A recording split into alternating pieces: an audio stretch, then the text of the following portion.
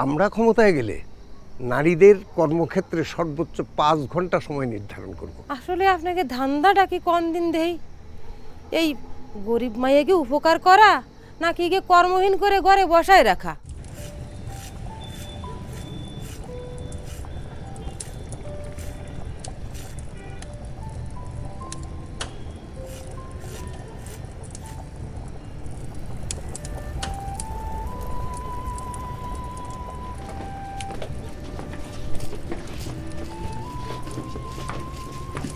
আসসালামু আলাইকুম বোন।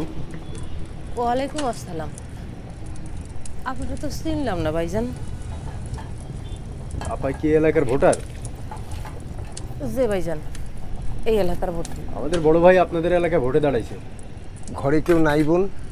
আপনার স্বামী থাকলে ডাকুন না, একটু কথা বলি। সে নেই, সে একটা বিয়ে করে ফলাইছে।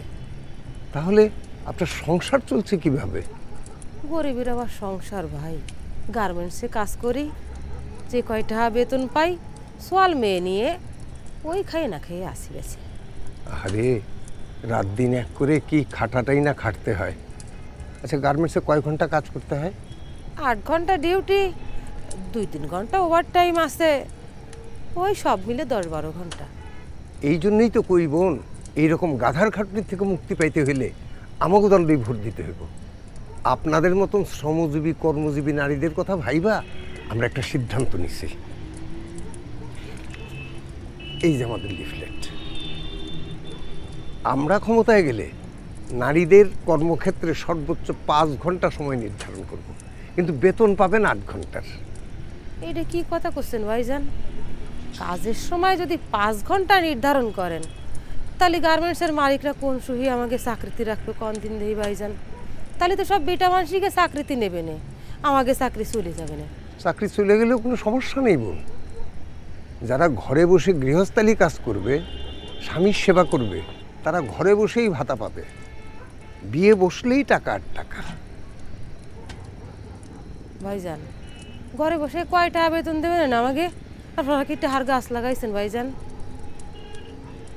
আসলে আপনাকে ধান্দাটা কি কোন দিন দেই? এই গরিব মাইয়াকে উপকার করা নাকি কে কর্মহীন করে ঘরে বসায় রাখা? আপনি শুধু শুধু আমাদের ভুল বুঝতেছেন বোন। আমরা তো ঠিক ভুল বুঝি নে ভাই, আমরা বুঝি ভাত। এই কাজের ঘন্টা কমানোর জন্য যদি আমাকে চাকরি চলে যায়, ছোট ছোট সোয়াল মেয়ে নিয়ে কোনে দাঁড়াবো আমরা? গরিব মরার ভালোই বুদ্ধি আটিছেন। আপনাদের ভালোর কথা ভেবেই কিন্তু আমরা এই সিদ্ধান্তটা নিয়েছিলাম। আমাকে ভালোর কথা হতো চিন্তা করার দরকার নেই ভাই। আমাকে কাজের ঘন্টা কমানোর দরকার নেই, খালি ব্যবস্থা করেন আমাকে যেন ন্যায্য বেতনটা পাই। ভোট সাথে যেহেতু আইছেন, তাহলে কান খুলে শুনে রাখেন, আমি ওই দলেরই ভোট দেব যে দলের মানুষরা আমাকে মতো অসহায় নারীকে পাশে থাকবে, সময় মতো বেতন দেবে, গার্মেন্টসের কাজের নিরাপত্তা দেবে, আমাকে সোয়াল মেয়েকে বিনা বেতনে স্কুলে পড়ার সুবিধা দেবে, ফ্যামিলি কার্ডের মাধ্যমে চাইল্ড ডাইল দেবে, স্বাস্থ্যসেবা দেবে। আর যারা গরিব মানুষকে কর্মহীন করে ঘরে বসানোর ব্যবস্থা করে, তাকে আমি ভোট দেব না।